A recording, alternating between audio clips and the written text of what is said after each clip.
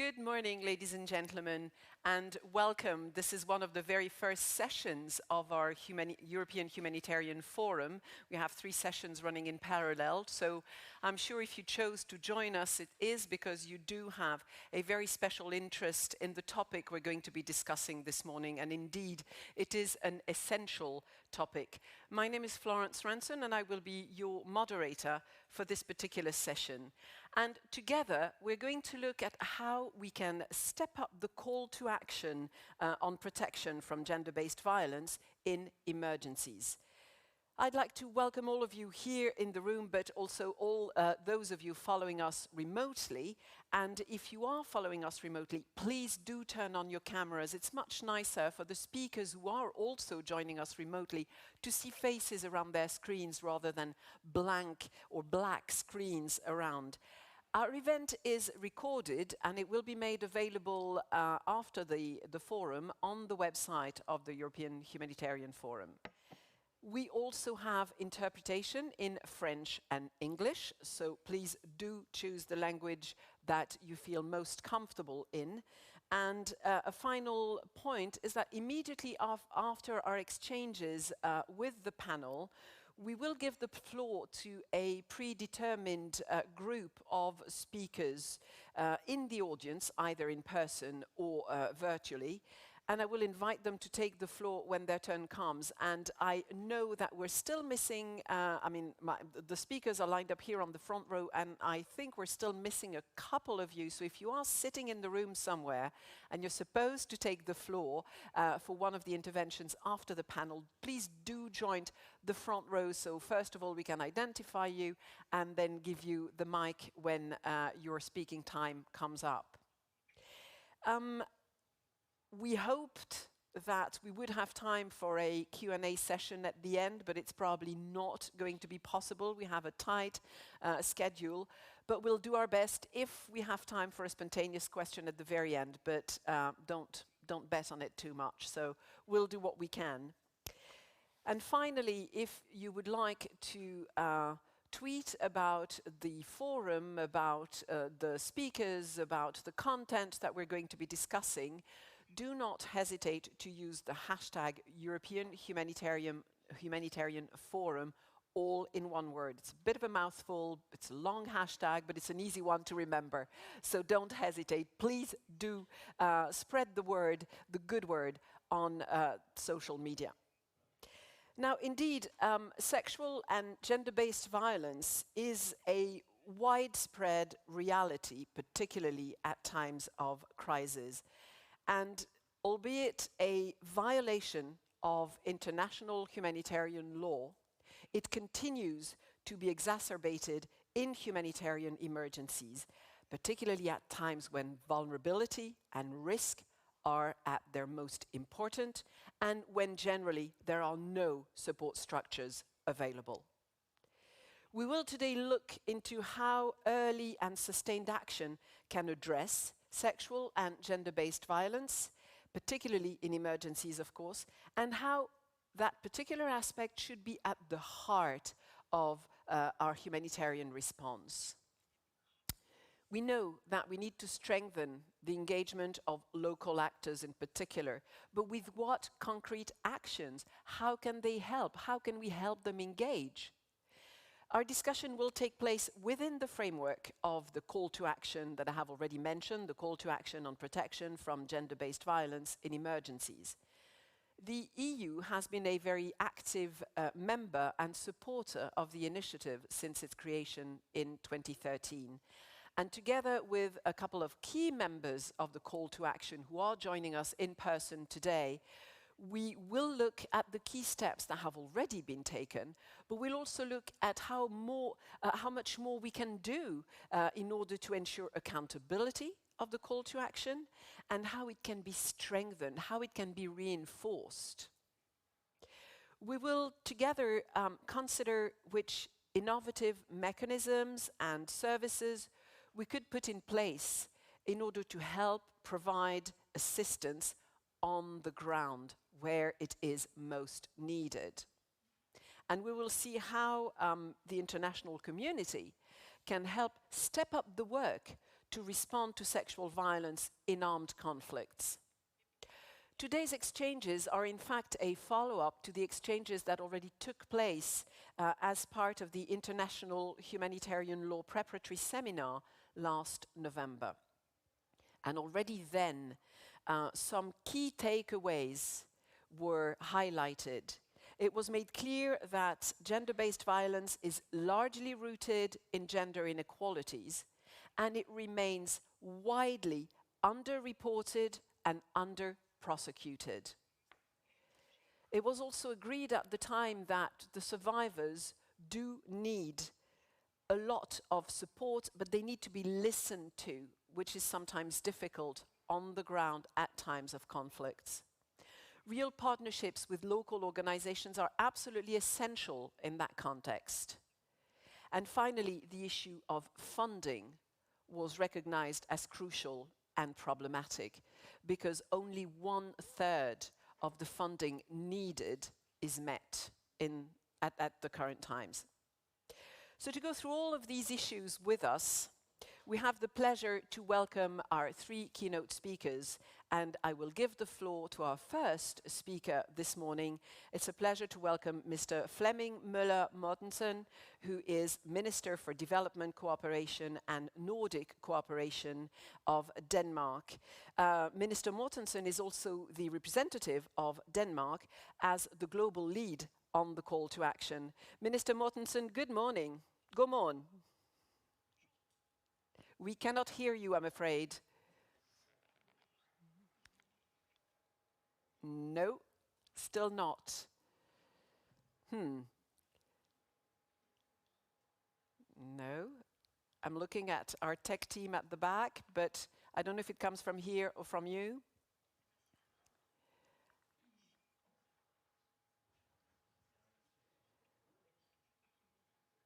Can you try again? No, I'm afraid not.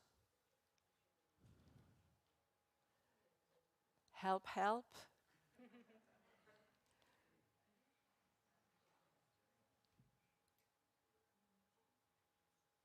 Okay, we're getting there, but I'm awfully sorry.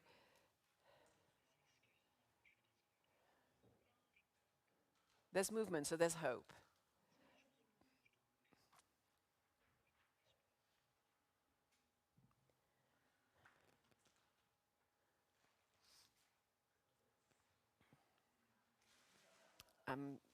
I'm very sorry. We still cannot hear you. In-presence events do have some good sides to them.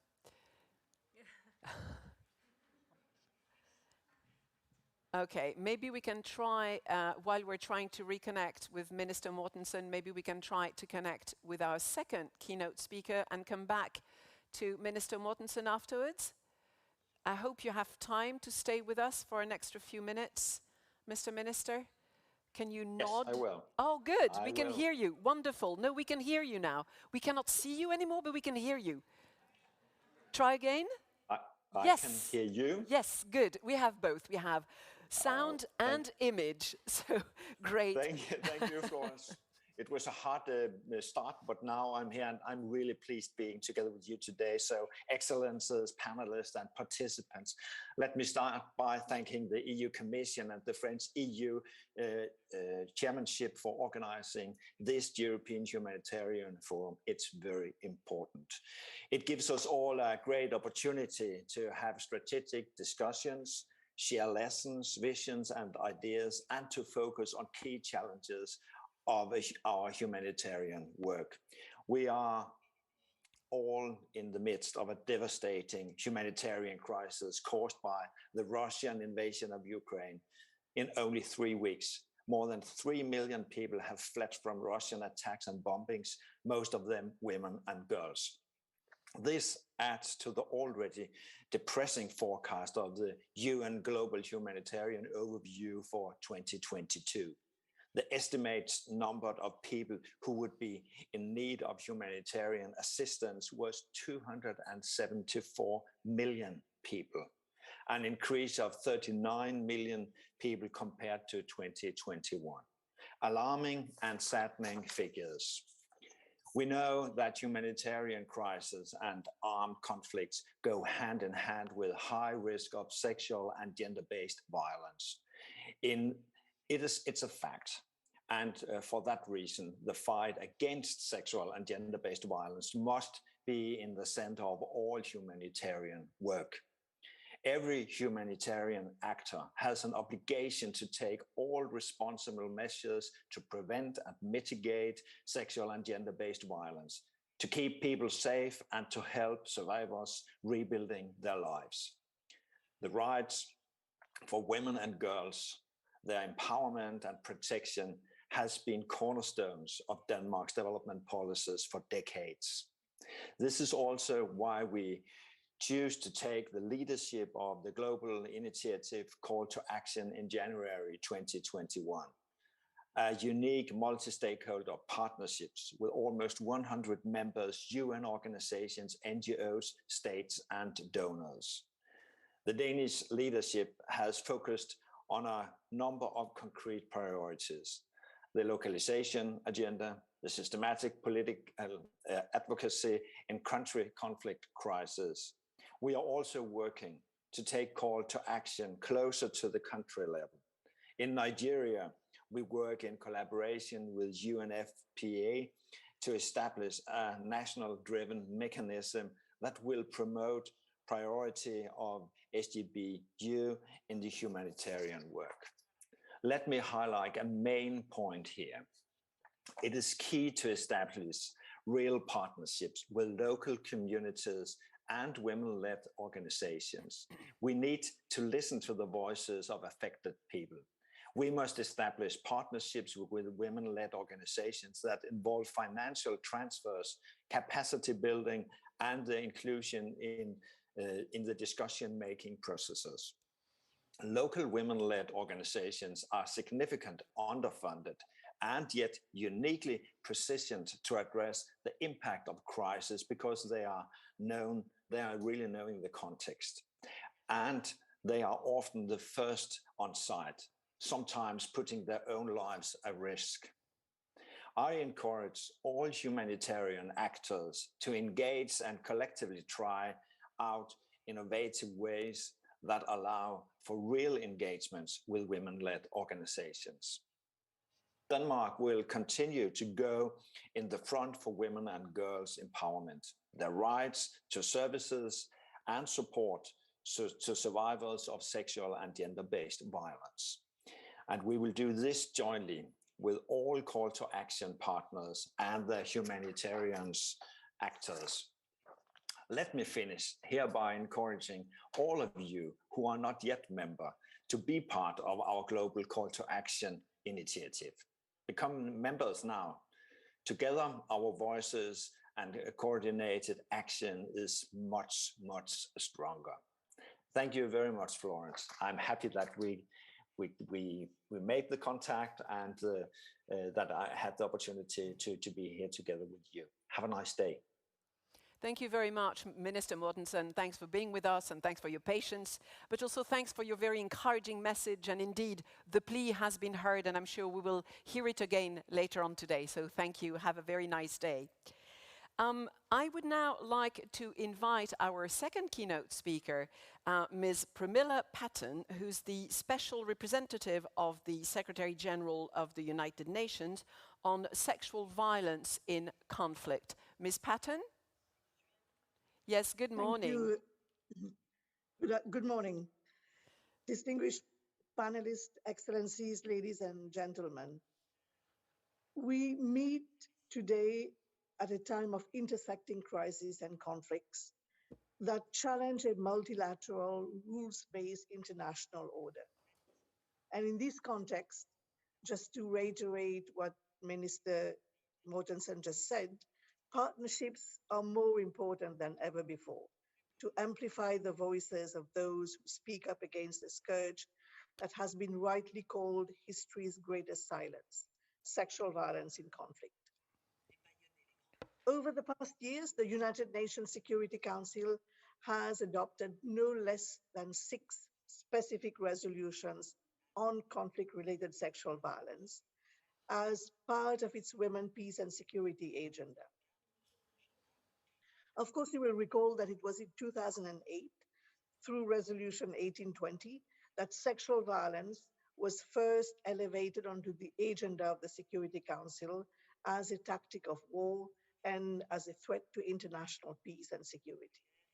And since the adoption of Resolution 1820, the Security Council has adopted other specific dedicated resolutions on conflict related sexual violence, including Resolution 1888 in 2009, establishing my mandate, and the last resolution 2467 of 2019, calling for a holistic survivor centered approach in both the prevention and response to conflict related sexual violence. And today, these resolutions are being tested as never before.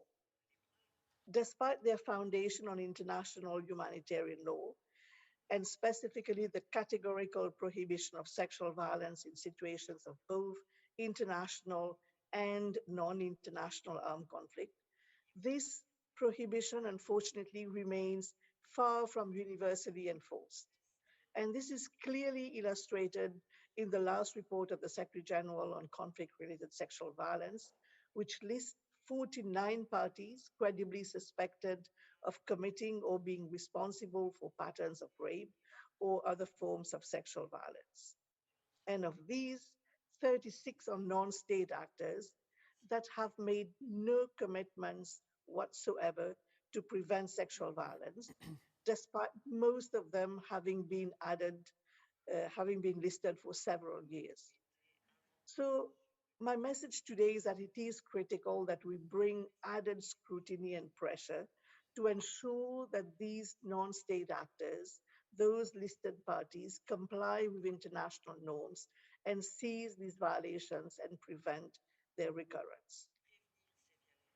Ladies and gentlemen, the conflict unfolding in Ukraine, unprecedented in scale and speed, could become Europe's worst humanitarian crisis in decades, with a humanitarian crisis potentially leading to a human trafficking crisis. At the outset of the conflict and following the call by the UN Secretary General to an immediate cessation of hostilities, in a press statement, I also urged for all parties to the conflict to ensure the protection of all civilians, especially women and children, who are at heightened risk of sexual violence. Unfortunately, the continued escalation of the conflict has not been matched with increased humanitarian access to those in need. And we are witnessing attacks on civilian infrastructure and healthcare facilities, which are critical to ensure sustained access to services, including sexual and reproductive healthcare and psychosocial support. Last week, with over 2 million people, mostly women and girls, already displaced from Ukraine and many more internally displaced, I also called on the establishment of effective prevention and protection systems in transit and destination countries to mitigate the risk of various forms of sexual violence, including trafficking and exploitation. Yet again, this conflict has brought into focus the critical question of prevention of sexual and gender-based violence, a question that is fundamental to my mandate and central to the call to action on gender-based violence in emergencies. We have seen the cost of failure to prevent sexual violence in multiple conflicts across the globe. In Tigray, Ethiopia, women have been raped and gang raped at gunpoint in a manner that shocks the conscience of humanity. Women and girls in Afghanistan are navigating the new reality of the Taliban rule and are in desperate humanitarian situations. In the midst of pandemic recovery, we have an epidemic of coup from Myanmar to Sudan, where sexual violence has been used against peaceful demonstrators. And we continue to have significant reports of conflict-related sexual violence occurring in the Central African Republic, Democratic Republic of Congo, South Sudan, or Syria. These situations will all be highlighted in this year's annual report of the Secretary General on conflict-related sexual violence that will be debated before the Security Council on 13th of April. Currently, the UN Action Against Sexual Violence in Conflict Network, an agency network composed of 21 UN entities, which I chair, is elaborating a holistic prevention strategy for conflict-related sexual violence, which will be launched on the 19th of June on the International Day on the Elimination of Sexual Violence in Conflict. This strategy includes two central messages of Resolution 2467. On the one hand, a strong emphasis on addressing the root causes of sexual violence, and on the other hand, a focus on survivor-centered justice as a deterrent. Indeed, the fight against impunity for sexual violence, including through appropriate legislation, not only allows for prosecution of perpetrators and the provision of redress to victims, but also demonstrates society's disapproval of the conduct overall, therefore having a preventative impact. And in this context, my team of experts on the rule of law and sexual violence in conflict continues to deploy globally to assist national authorities with their consent to support the criminal investigation and prosecution of perpetrators with due process of law. In addition to supporting governments in strengthening legislation to foster accountability for sexual violence, my office released last year a model legislative provisions and guidance on the investigation and prosecution of conflict-related sexual violence. Yet, justice means more to survivors than criminal justice alone. And that is why we need holistic transitional justice alongside prosecutions that incorporate victims' assistance and reparations, truth-telling, and the reform of institutions, especially in the security sector. Ladies and gentlemen, we can only address the numerous concurrent global crises through stronger partnerships, such as with this call to action. I hope to further explore ways in which my office and the European Union can bolster its collaboration, including through common advocacy and concrete joint projects on the prevention and response to sexual violence. Thank you. Thank you very much, Ms. Patton, for joining us. And indeed, another heartfelt plea for more action and coordination. It's my pleasure now to welcome in person Sofia Sprechmann-Cinero, and Sofia is the Secretary General of CARE International. Good morning, Sofia, and welcome. Thank you very much. Thank you very much. And thank you for inviting CARE to the session on international humanitarian law and gender-based violence last November. And of course, to this panel to continue our dialogue. I would like to congratulate Denmark and ECHO for their continued leadership in the call to action. CARE is, of course, a proud signatory of the call to action. CARE places gender equality in everything we do. This is strongly reflected in our vision, which identifies gender equality in women's leadership as central to addressing injustice and poverty. Ending gender-based violence is one of our key intended impacts against which we measure all of our outcomes and our accountability. We know that preventing, mitigating, and responding to gender-based violence in emergency settings is a life-saving activity and must be a greater priority. In around 25 countries, including Afghanistan, Malawi, South Sudan, and many more, CARE has specific programs on gender-based violence in emergencies that bring together the many components required for effective prevention, risk mitigation, and response. As a very active member of the call to action, since the start in 2013, we are proud to be contributing to implementation of the 2021-2025 roadmap. We are glad to see how the new roadmap reinforces the importance of local partnership and leadership to address gender-based violence, with a focus on efforts led by women, girls and their organizations. Women and girls are, of course, the best representatives of their own needs. No one else is. Their meaningful engagement is critical to the design and implementation of culturally and contextually appropriate gender-based violence programming and effective policy interventions. This is why CARE's key roadmap commitment is to support and resource women and girls themselves and the organizations they, of course, represent, because to have increased leadership and voice within humanitarian response plans that affect their lives and their communities is absolutely central.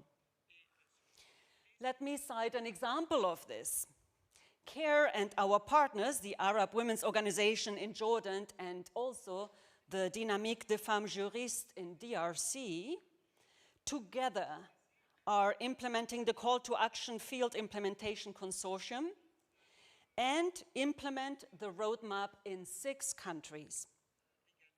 This consortium works with women-led organizations who place gender-based violence services at the community level in Cameroon, Iraq, Lebanon, Mali, Niger, and West Bank and Gaza. There is a true enthusiasm by these women-led organizations in all of these countries for the call to action, and to work very collaboratively with partners, NGOs, donors, international organizations, multilaterals. Activities in each of the countries cited range from technical training to women-led organizations on the gender-based violence minimum standards, proposal development, public speaking, and much more.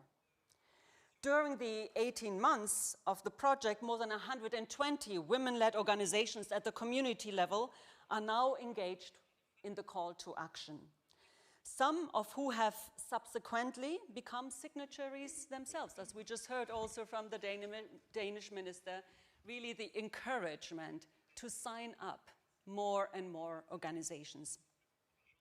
We have heard directly from women leaders about the importance of this kind of support and space. In fact, a partner from Niger told us, if our organizations don't receive support of this type, we cannot realize our potential. At CARE, we are also rolling out a global program called Women Lead in Emergencies to support crisis-effective women to become stronger leaders and decision makers in humanitarian response plans. What does this all mean for the call to action? A few points in that regard. First, we must be led by, not just passively include, the expertise of women's groups that are already on the front line of humanitarian response. They are. Second, all donors need to step up funding for women's organizations, including both flexible and co-funding. Both is absolutely critical. The leadership of women and girls should be inserted in key humanitarian decision-making spaces, and we must invest in more gender equality in humanitarian action. While we have made progress, there is truly a long way to go. Third, and there is no such thing as survivor-centered approach to gender-based violence that is not informed by survivors themselves. Responses to such atrocities must be flexible and meet the different needs of survivors in different contexts, because they're different in different contexts. Fourth, we must guarantee that all international actors, including CARE, ourselves of course, ensure that staff are aware of and accountable to our commitments to the roadmap. We must also recognize that effectively advancing action on GBV requires us to tackle gender biases and power imbalances in our own organizations. They do exist. And the humanitarian sector, of course, as a whole. As aid agencies and governments, we must truly walk the talk in many ways, such as by promoting and recruiting diverse perspectives in humanitarian operations and decision makers. Allow me a few more reflections in light of the horrific Ukraine humanitarian crisis, in which the risk of sexual exploitation and abuse is very, very large. We've all seen in the media how women are crossing borders either on their own or with their children, leaving men behind. So this is where it becomes truly real for all of us to see the risk that is involved for so many women and girls everywhere in the world. But this has been really front and center in the media right now for all of us. Therefore, what does the call to action therefore mean concretely? For example, we must scale up awareness and information. We must ensure that information around the risks of sexual exploitation, trafficking is available to women in many languages, along the way, along their paths. We must work together with local authorities to recognize traffickers. You know, that is absolutely essential so that protection can be ensured. We must, I think, also limit access to the media, for example, about where are women that are on their own, where are they? Are they somewhere, are they grouped somewhere? And media must really have limited access to that information. It's very, very dangerous for women. And of course, we must ensure that all of our staff in this humanitarian response are aware of the risk of trafficking. So, there is no excuse for not tackling gender-based violence in emergencies. We must work, in this particular case, with Polish, Romanian, Hungarian, Ukrainian women's rights and women-led organizations in order to prevent the really, truly horrific risk of sexual exploitation in Ukraine and everywhere in the world. Thank you very much. Thank you very much, Sophia. Thank you. We have received a very important message from the Director General of the WHO, who couldn't join us in person. So he has recorded a video message for us, and it's a pleasure to now listen to Dr. Tedros Adhanom Ghebreyesus. Excellencies, dear colleagues and friends, I thank the European Commission and the French Presidency of the Council of the European Union for holding this critical discussion. With the world facing multiple humanitarian crises, it could not be more timely. Globally, nearly 1 in 3 women experience physical or sexual violence on their lifetime, most often by an intimate partner. The risk of violence increases during emergencies, whether it's conflict, a disaster, or population displacement. The health impacts of violence on women and their children include physical, mental, sexual, and reproductive health problems, such as sexually transmitted infections, unplanned pregnancies, depression, and post-traumatic stress. In humanitarian emergencies, disruption of essential health services often compromises preventative interventions and the care and support that survivors of gender-based violence need. Prevention and response to gender-based violence must be part of national health policies and humanitarian response plans. WHO is working in countries such as Afghanistan, Bangladesh, DRC, Libya, and Somalia to integrate survivor-centered care into primary health care services and train healthcare providers. As a partner in the call to action, WHO is committed to implementing the 2021 to 2025 roadmap.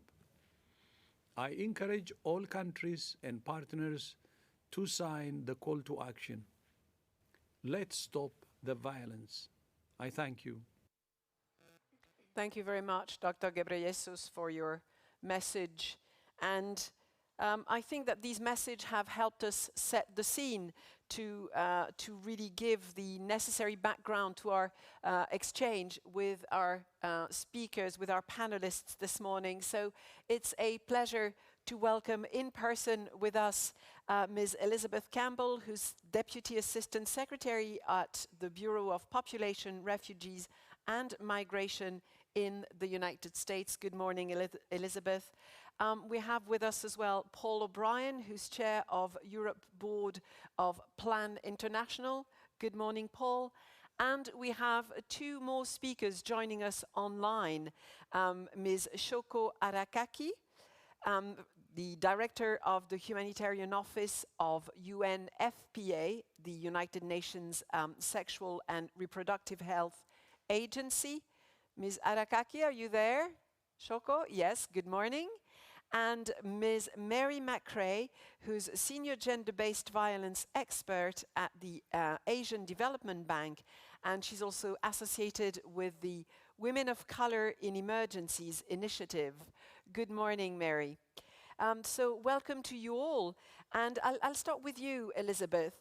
The US has been a member of the Call to Action since the very beginning in 2013. So looking back at the developments over the last 9 years already, where do you see the added value of the Call to Action, and where should we strengthen its action? Thank you so much.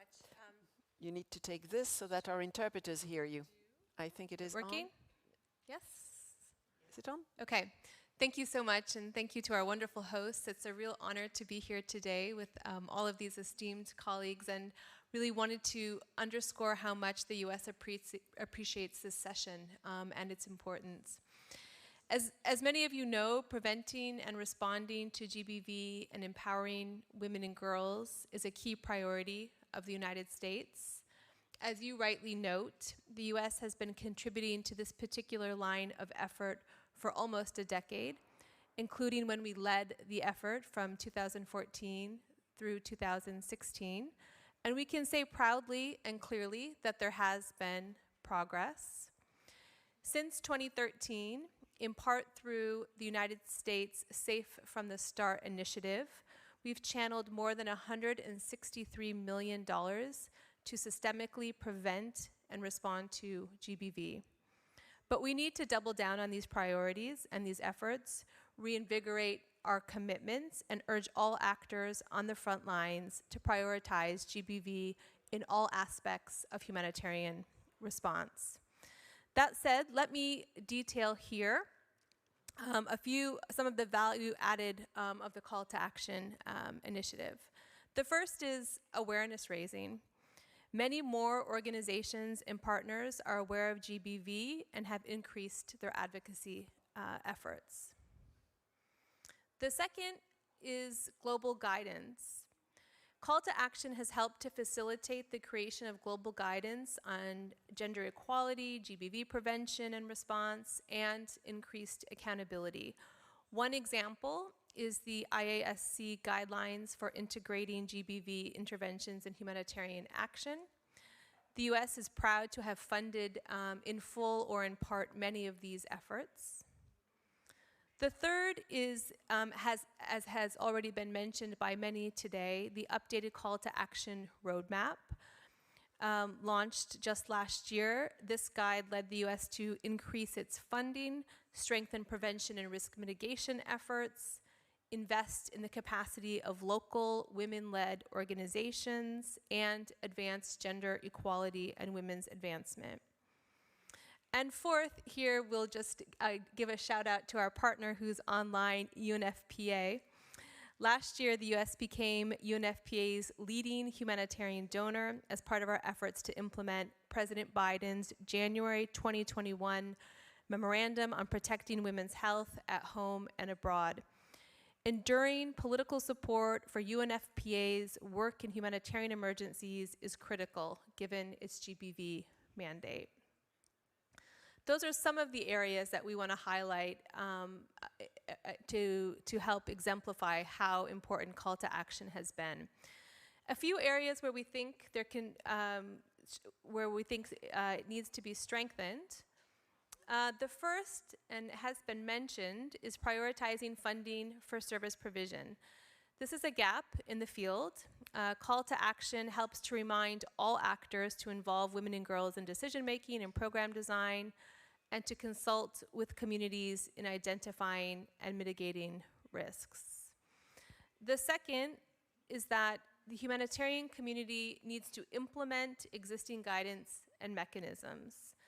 Here, the call to action can use its collective efforts to push the humanitarian system to transform the way it responds to emergencies to improve accountability for GBV prevention, mitigation, and response. And lastly, number 3, the point we would like to highlight is the need to advance the localization agenda. Call to action must help push this agenda forward, increasing, for example, GBV technical capacity for women-led organizations. As we have seen in northern Ethiopia, when GBV was rampant and women and girls had difficulty accessing humanitarian assistance safely, call to action played an important role in rallying support for implementing partners to strengthen the response.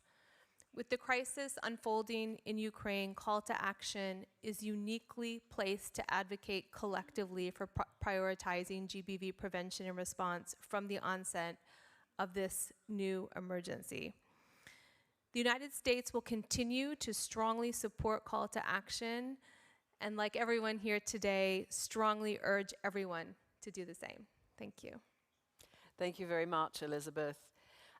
Paul, from the perspective of Plan International, how do you think we can help improve the localization, which several of our speakers have already mentioned, and Elizabeth just mentioned as well? We need to localize action. So how can we improve this localization, particularly in the context of the call to action?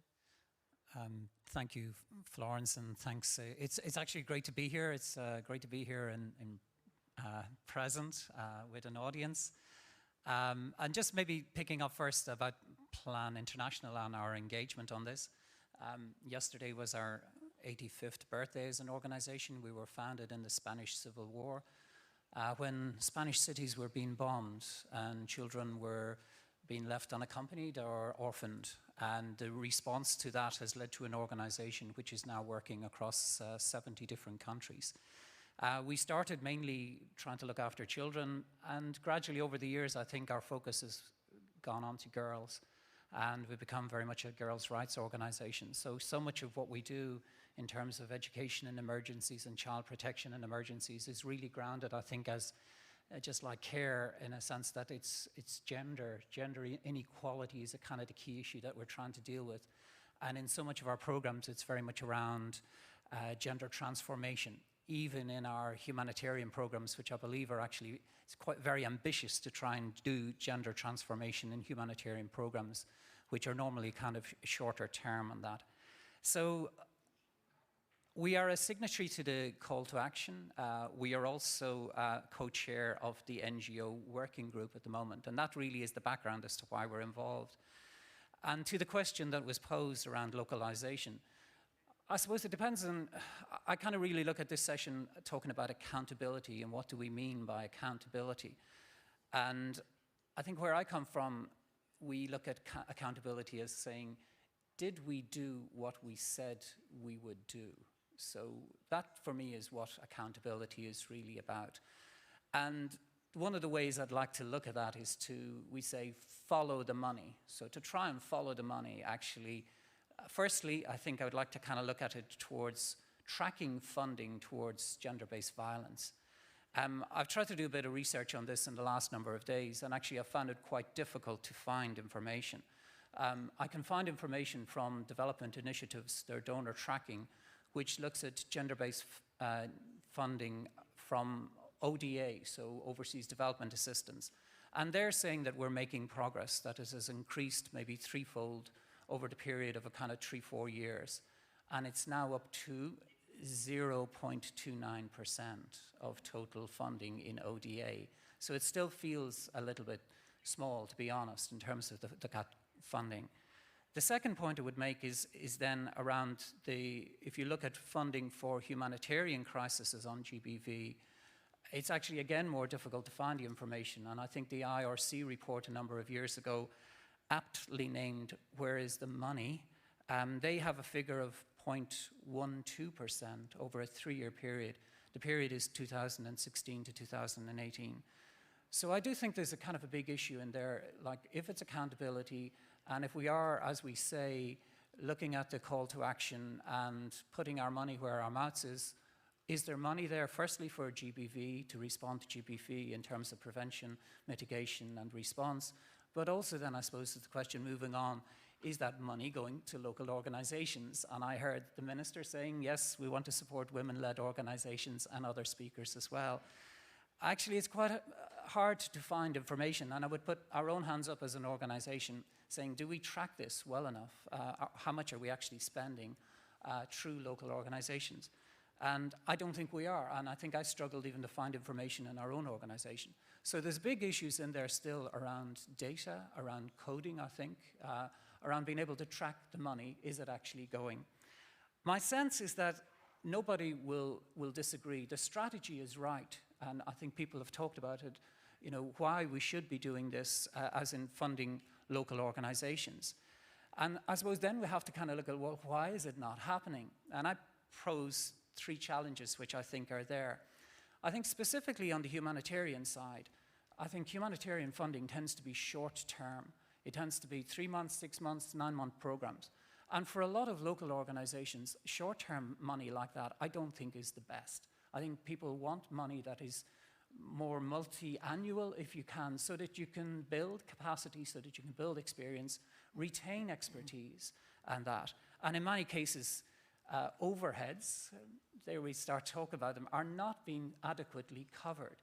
And this is kind of one of the things I would really push back to the donors. When you are pushing money, or when we as international organizations are pushing money out, are we adequately supporting the overhead costs of these women-led organizations or these local organizations to be able to do that response?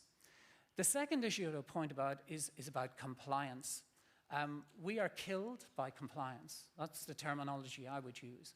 We have seen over the last number of years, compliance continues to escalate and go up, and at the same time, we're left carrying the risk. So while it's great to say, pass the money on to local organizations, it doesn't always make sense, or it doesn't always it's not easy to do sometimes, because you can be left holding the risk. And for any of you who've been through ECHO audits, forgive me for mentioning them, but it can be really challenging when you see the level of detail and the level of compliance and the risk that organizations are having to take. So I think passing that on again to local organizations can be a real challenge again. The last one I would say is around context. And I think while everybody agrees with the strategy that it's right to say, pass the money on, but it can be different in different contexts. I suppose when we look at different crises in recent times, the current crisis with Ukraine, you could say, okay, there's local organizations there, and maybe it's more straightforward. But in Tigray, I think it's a lot more challenging to be putting money into local organizations, because sometimes they may be taking a much greater risk by actually having resources. And it's not, I don't want to be kind of saying I'm against it, I'm absolutely for it, but I think you have to look at the context. While overall it's right, you have to also kind of consider the context and how it works. And can it, you know, is it funding specialized services? Are there specialized services that would be done in a different way? Finally, just to bring in, I know people have talked already about the Ukraine crisis. And I think the numbers, you know, you all know them, 3 million people are refugees across Europe, almost 10 million people already displaced. I think this crisis really caught up on us very quick. It started very quickly, and it has escalated to a very large crisis. In facing these crises, we are often faced with the issue around speed versus quality. And when I say quality, I think it's putting in the systems and the procedures in place to make sure that safeguarding is actually in place, to make sure that the issues around trafficking are adequately addressed. Like, I come from Ireland, and at the moment we have 9,000 Ukrainians have come into Ireland. I've read this morning that 4,500 of them are living in hotels. I kind of say, where are the other 4,500? And the issues then, I know like we've had a lot of volunteerism and there was great outpouring of help when people crossed, but has anybody really checked where people have gone? Is anybody doing any checks in terms of where people are going? Normally when you're looking at these things, you have to do an awful lot of vetting before something happens, rather than a kind of after something happens. And I think that seems to be a kind of one of the things that we're feeling in the room. There's a worry about, the fact that you've got 3 million, mostly women and children, spread right across Europe. Is there sufficient safeguarding? Is there sufficient kind of protections being put in place? I'll leave it at that. Thank you very much, Paul. Indeed, a very worrying question. Shoko, I'll get back to you. We have heard accountability mentioned a couple of times already, and in particular by Paul just now.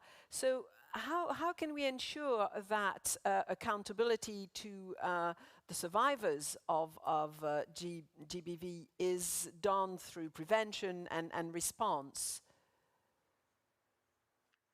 Thank you very much for that question, and then good morning and good afternoon again, colleagues.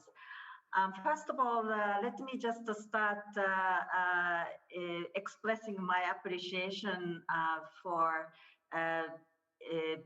not only organize the important meeting, but also the European Union and the European Civil Protection and the Humanitarian Aid operation, and in France also as the EU chair for organizing this forum on the call to action to end gender-based violence in the humanitarian crisis. Well, as we meet, crisis in Ukraine, but also Yemen, Syria, Afghanistan, Ethiopia, the Sahel, and many other places in the world clearly manifest the significant and growing needs to prioritize protection, prevention, and response to the gender-based violence in emergencies.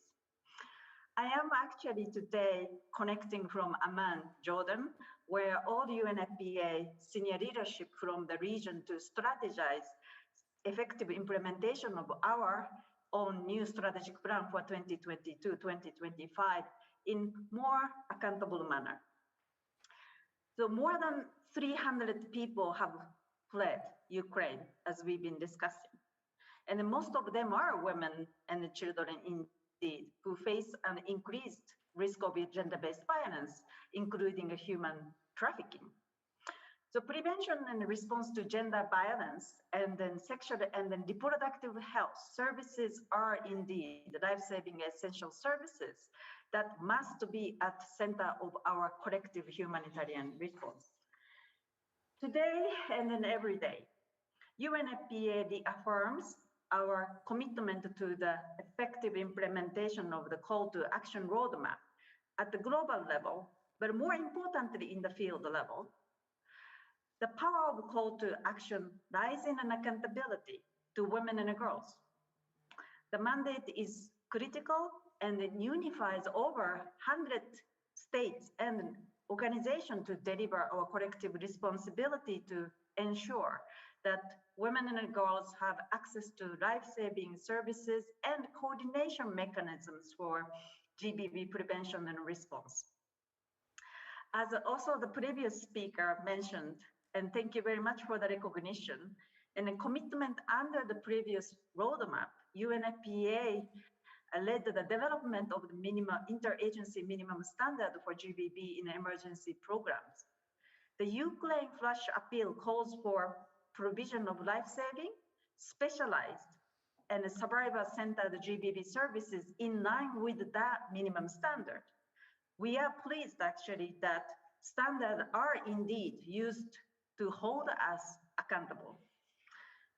Accountability means actually going beyond the protection cluster and creating an ecosystem of GBV prevention and response, ensuring a timely, effective, and sustainable service delivery. It also means advancing women and girls' leadership, their role as first responders, and community engagement to end gender-based violence in an emergency.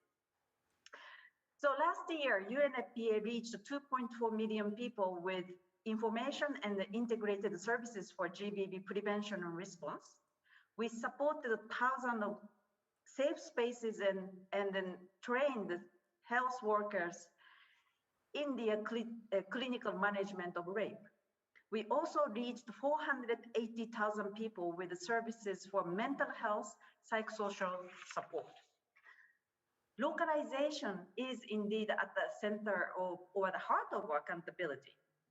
For UNFPA, it is key to achieve our transformative zero by 2030, ending GBV harmful practice, ending preventable maternal deaths, and then ending unmet need for family planning in all contexts. So UNFPA welcomed the strength and focus on localization in a new roadmap.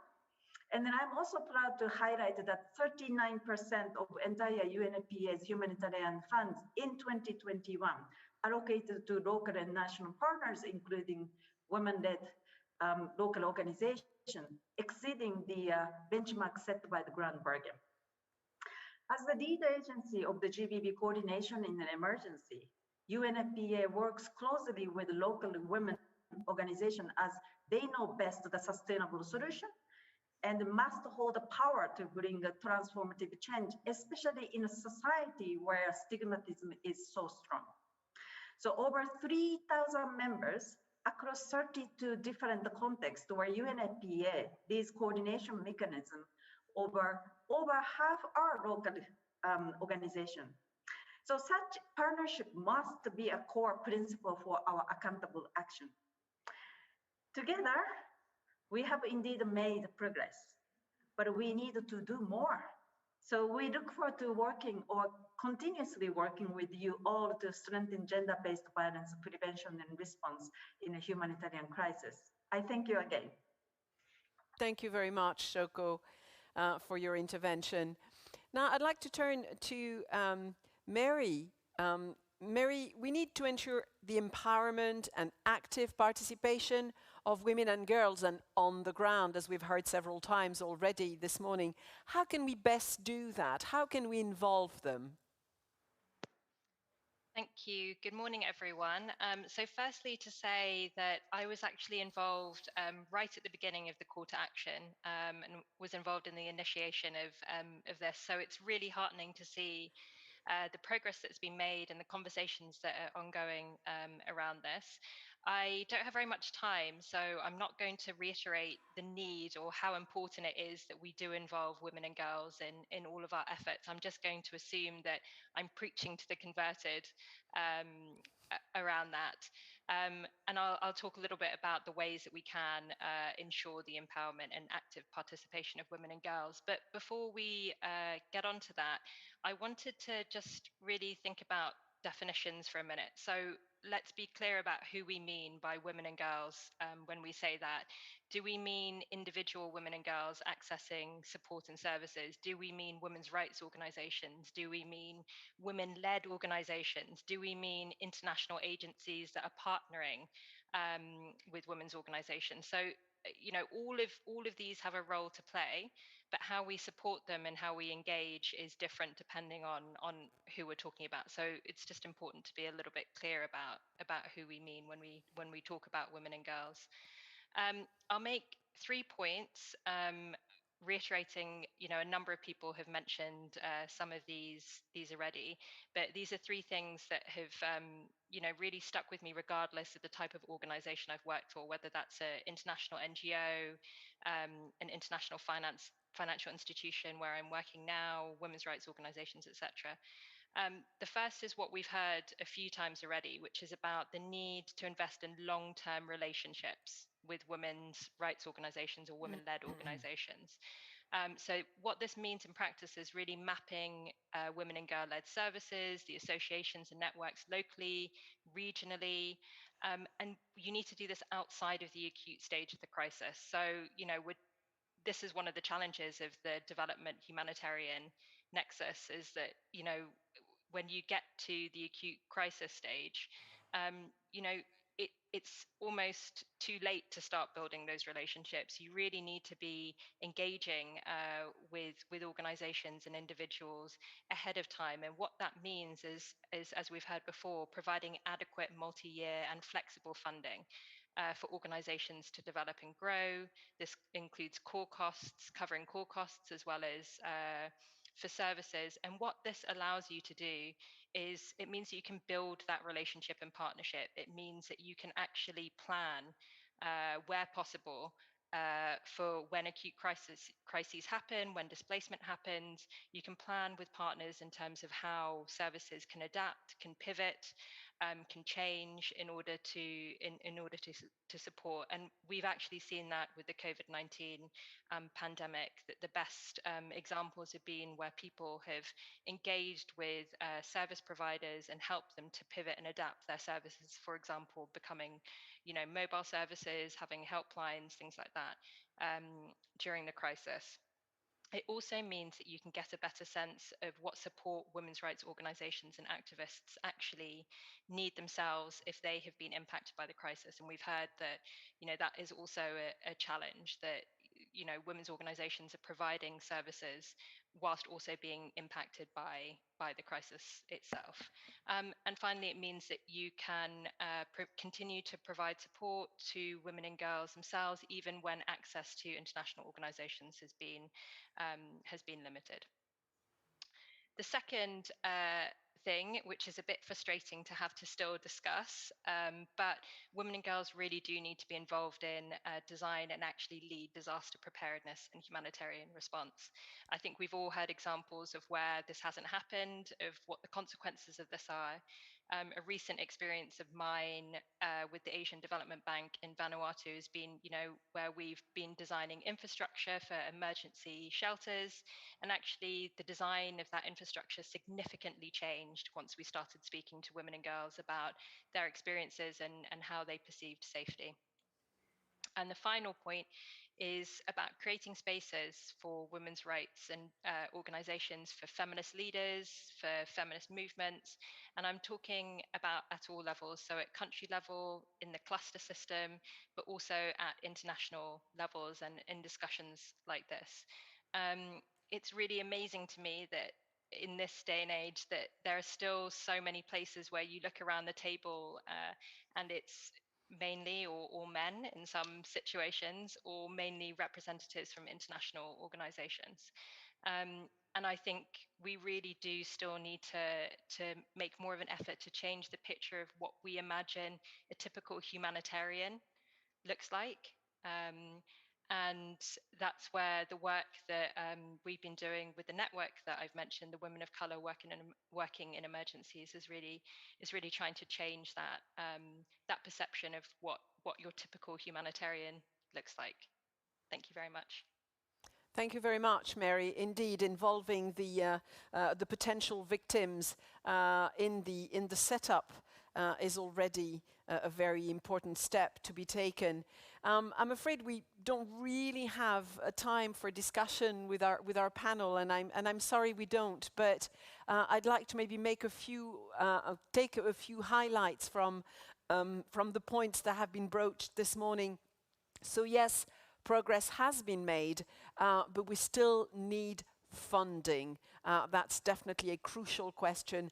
And localization, if we want to improve localization, we need training, we need to establish long-term relationships, and we need to anticipate potential crises. We cannot localize action at the last minute or in the heat of the crisis. We need indeed, as we have just heard, to involve more women, and we need to take into consideration the accountability of the call to action. So these are a few of the points that were mentioned by our speakers, and I think some of the points that we will take away from this first part of our session. I now would like to turn to a few interventions from our audience. And we, as I announced in the beginning, we do have a predetermined list of interventions, some of which will be made from the floor here in our conference room, and the others will be made online by our contributors. And please do try to stick to your allocated 3 minutes. So without any further ado, I'd like to invite Ms. Laura Tulia Lehtinen, who's the Director of the Unit for Humanitarian Assistance and Policy in Finland. Laura Tulia, you must have a microphone.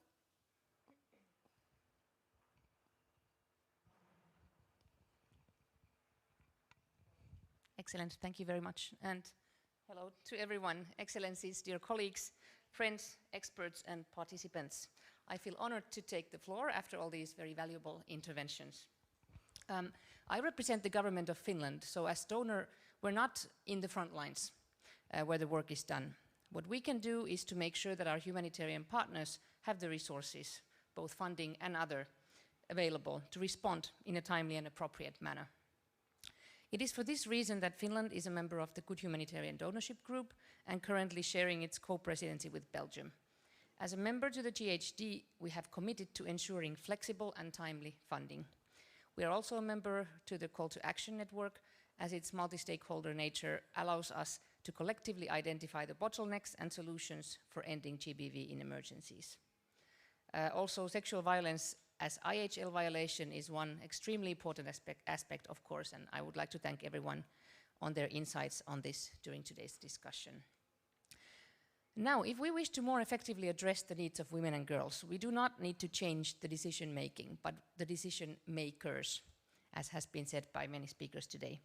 It would be arrogant to claim that coming from the outside, one would know better who are those in the most desperate need of assistance in a community, and what are the most pressing needs and the most appropriate solutions to them. Without going into too much detail in the localization agenda, we should also mind our language, as the words we use and our narratives can be, and in many instances are, disempowering. If we speak of women and girls only as vulnerable, as victims, and in need of aid and assistance, women, and especially women affected by the humanitarian context we are working in, will struggle to be heard and to have an influence. So by giving women and girls in all their diversity and their organizations a seat at the table, we will be in a better position to understand the needs, identify how to best address them. Despite the commitments made at the global level, gender, especially GBV work and SRHR, continue to be proportionally underfunded, as everyone in this room knows, and as, for example, Mr. O'Brien referred to earlier. Here I will also, so what to do to ensure that jointly agreed priorities receive the attention they require, while donors honor the commitment for unearmarked, flexible funding. Here I will also throw the ball to humanitarian actors. Accountability to affected populations is more than just a phrase. One must practice what one preaches and prioritize the needs of those in the most vulnerable situations, be it women, girls, boys, the elderly, persons with disabilities, to name a few. Finland will continue to advocate for flexible, unearmarked core funding. We truly believe that it's the most effective way to respond to growing humanitarian needs and create sustainable impact. But we need you to meet us halfway. We are jointly accountable for ensuring that the principles of leaving no one behind and reaching the furthest behind first are fully realized. Thank you. Thank you very much, Laura Tulia. I'd now like to invite Emma Hickey. Emma is the Deputy Director of the Humanitarian Unit at the Department for Foreign Affairs in Ireland. Is Emma with us?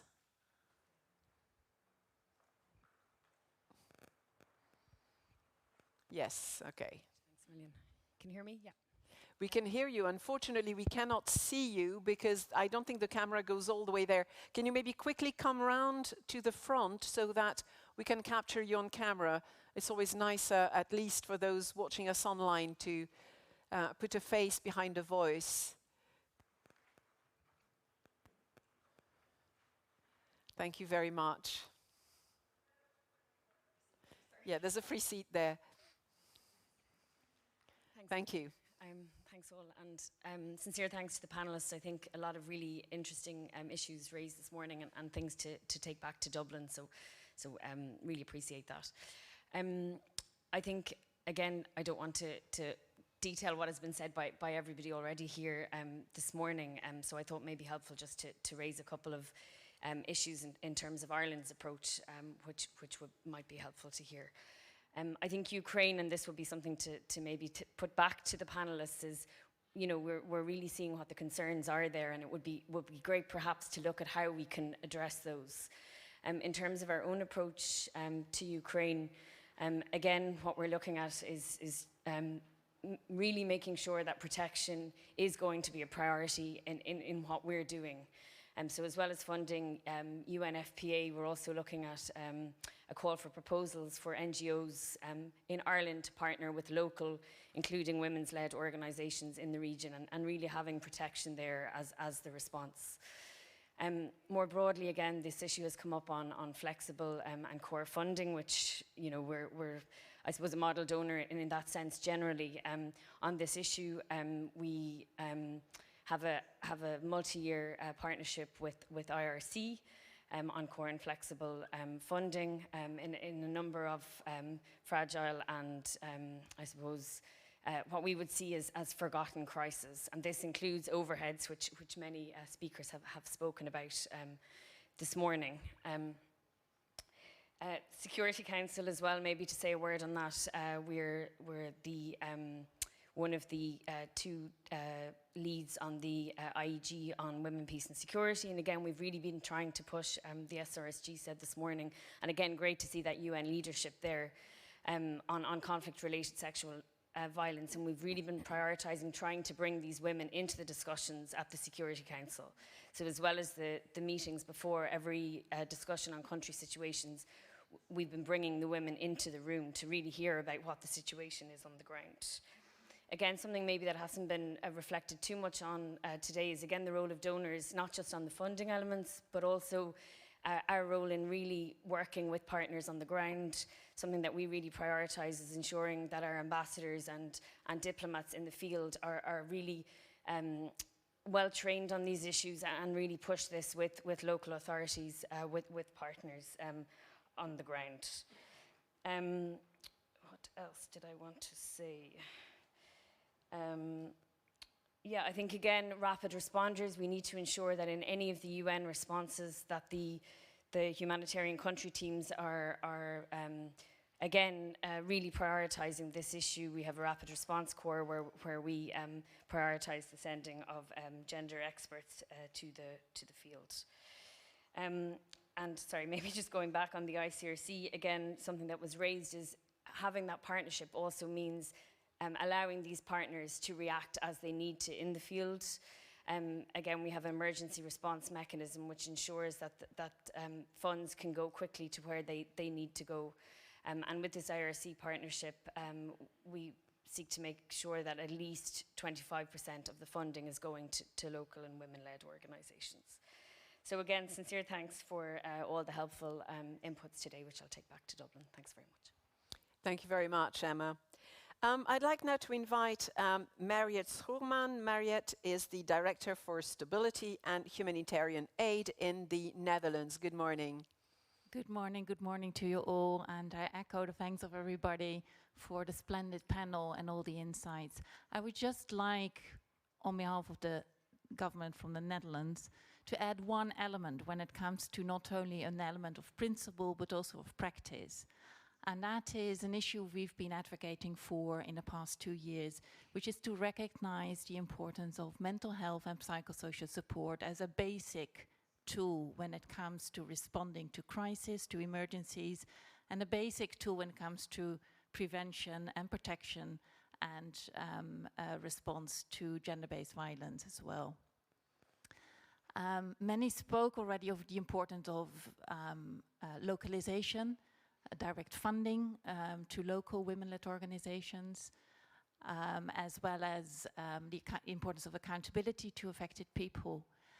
But it's also critically important, as many of you have explained, to give agency, give back agency, or to maintain the agency of the affected people and people at risk of gender-based violence. And mental health and psychosocial support is a critical tool to do that, to foster local resilience and local agency. And that is why it's such an important and powerful tool in our toolbox to ensure that people not only survive, but regain agency and control over their lives. So we advocate for this recognition of mental health psychosocial support, as I said, as a basic tool, and it starts with context analysis and needs assessments to really understand the dynamics that can enable or allow or even stimulate gender-based violence in conflict. Maybe one thing that I was thinking on that also hasn't been mentioned in the panel, but I think it's important to remind ourselves that sexual and gender-based violence affects everybody. It affects through generations, and it's not only affecting women and girls. We've known many conflicts, Great Lakes, Afghanistan, but also previous conflict in Ukraine, where boys and men could also be victims. So I think it's important to really have a gender-sensitive approach when it comes to prevention of sexual and gender-based violence. Thank you. Thank you very much, Mariette. Indeed, that's an aspect that had not been touched upon yet in our discussion this morning. I would like now to welcome online Pitt Köhler. Pitt is the head of Division for Multilateral Assistance at the Federal Foreign Office in Germany. Good morning, Pitt.